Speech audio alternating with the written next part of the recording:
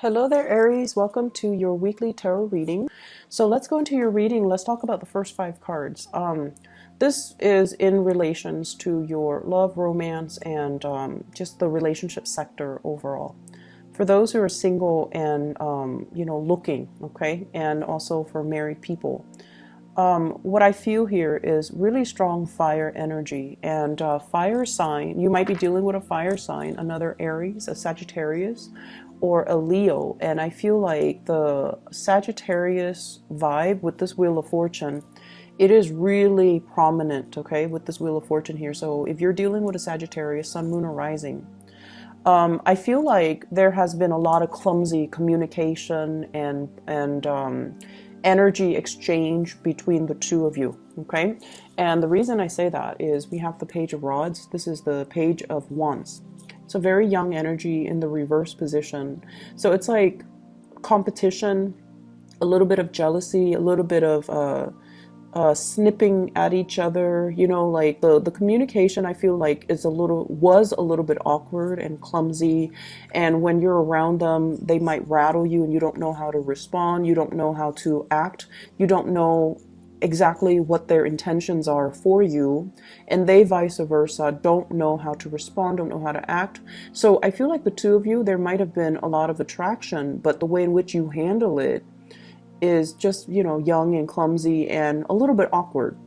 So this is moving away into the past, and moving forward I see a lot of maturation that's happening over time, and I feel like a lot of it has to do with you not being so impulsive and taking a little bit of a stance where you kind of, you know, put your guard down, you kind of chill out a little bit, and you kind of detach yourself and approach them not from a stance of defensiveness or offensiveness.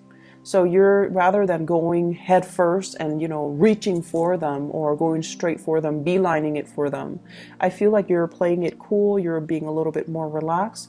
And so the communication and the energy exchange between you and them, it's a lot more harmonious. So we have here the Knight of Rods. This is somebody that is, you know, they're very easygoing, carefree, very exciting, very attractive, possibly different from you, you know, culturally, religiously, linguistically. So it's somebody that hails from a foreign land or from a place where their values are different, their beliefs, their worldviews are very different from you. But this is a very nonchalant energy. They don't judge. They don't tell people, you should do this, you should do that. They don't impose their belief systems on other people. And I feel like if you are dealing with another fire sign, even though, you know, you both are fire, I feel like there might be some cultural differences. So letting the other person kind of be them, while you focusing on what you need to do, rather than preaching, but being a lot more accepting, being a lot more open. That's going to be very crucial for you to get the relationship off the ground, okay? I see two people here that have a lot of attraction towards one another, but I feel like one person is very, very closed off. One person is definitely interested. There's mutual attraction. And one person is a little bit more closed off here with this Four of Pentacles. This is sort of like not really trusting the other person's agenda, feeling like the other person might not be completely straightforward, feeling like they have ulterior motives. So I feel almost like, do you like me for my financial resources, or do you really like me for who I am? Okay, I see you questioning that. And I don't see like paranoia, but I feel like you have dealt with a lot of young energy, or you have, you know, gotten involved in relationships in the past where the people were not really great or nice people. And so some of you, because of that, you're kind of holding back, you're kind of more skeptical, and that's fine. But I feel this trepidation here about getting involved with new people because you're also very fearful of commitment, And so you're just like, if I get involved with them, is that really going to detract me from my work, my security, my financial resources? Is it going to also affect, the way in which I spend my free time? So I see somebody clamming up or not ready to open up because of fear of commitment, because of fear that they're going to have to reorganize their life around the relationship partner, and they're not really prepared to do that. I see somebody, a lot of good things are opening up for them. Major financial windfalls. It could be you or your love interest or your partner. Major new opportunities that are coming into the picture for them. So I feel like Sagittarius, strong Aquarius that you're dealing with. So fire signs in general, but strong Sagittarius, strong Aquarius, people that you're dealing with, where the world is opening up for them, where they're kind of like very elated because of the financial prosperity, because of at this point in their life, they're healed, they're feeling really good. They're also possibly wanting to be on their own. They're wanting to be single. They're wanting to even play the field.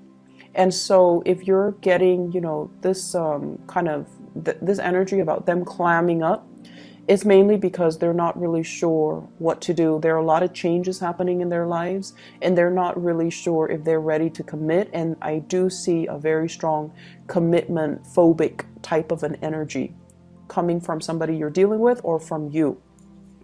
I'm also sensing as well, somebody's coming towards you. If you are in a relationship, you're trying to preserve your relationship. So you're just like, I'm going to admire you from afar. I'm going to, look at you and be attracted to you and enjoy this physical attraction that we have, but it's going to be from afar because I don't want to risk losing all the good things that are happening in my life by dabbling in this affair where I feel like it might not give me that stability. So I feel like many of you are very security oriented for this week, and you might have, really strong attraction between you and another person. And you might as well have to work with them in a work environment. You might feel really, really connected to them. But I feel like there's this, one person's in a relationship and the other person's aware of it. So they're not really opening up to, wedge themselves and be a third party, or they're not down with being the homewrecker. They're not down with getting involved and be seen as the other woman, the mister or the mistress. So I feel like that energy coming in, and so there's a lot of attraction. There's a lot of hopefulness for between you and your significant other, or between you and the person that you are crushing on. I definitely feel somebody coming towards you, and I feel like you're kind of not sure about their motives, okay? So that's just what I'm feeling here. For those who are in coupled relationships, I see the two of you joining your assets together. This is a card about power, being able to manifest a lot of financial security, hanging on to your money and your resources, possibly, deciding, hey, let's have children, and, saving up and things like that, saving up for a rainy day, saving up for home repairs, making a lot of like practical calculations to, as a couple, save up so that you can buy something or make some big purchases, or even save up for your financial security in the future. Okay, so it's a really beautiful energy. In terms of other areas in your life, what I feel here is this is a really good card. Positive reception, career advancements, having promotions, or dealing with working in an environment where you're kind of like on center stage. You're possibly doing a lot of presentations.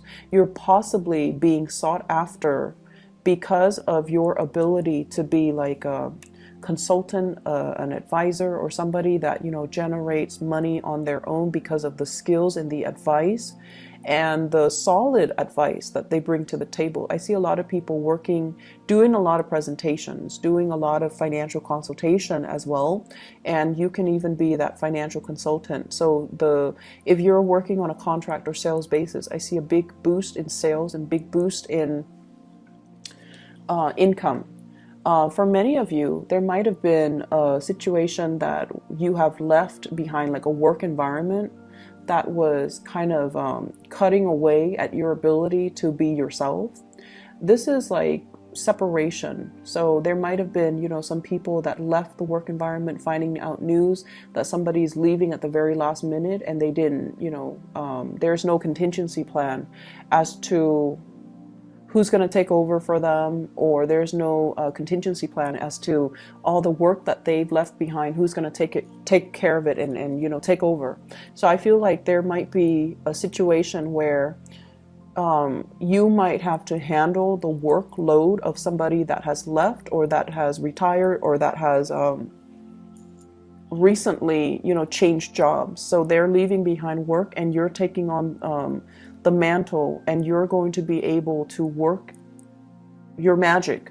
And basically the work itself, I see like a high level of visibility associated with it.